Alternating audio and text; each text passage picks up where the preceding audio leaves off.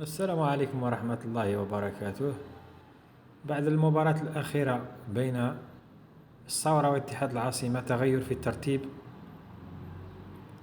الدوري الجزائري، أترككم وأستعرض معكم النتائج كما هو موضح.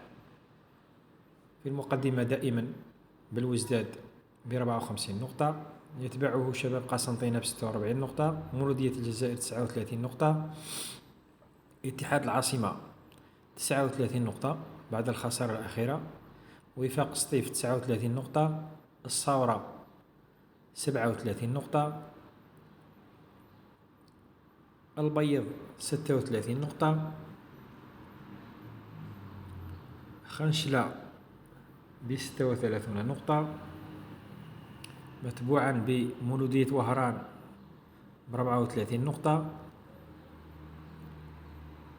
في المرتبة العاشرة أولمبي شلف ب 33 نقطة، متبوعا بشبيبة القبائل ب 31 نقطة.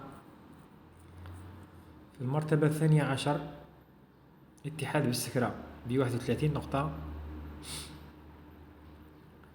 متبوعا بنجم مقرة ب 30 نقطة،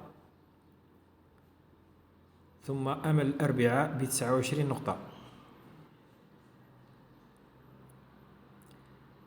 متبوعا بنادي بارادو ب 29 نقطة كذلك.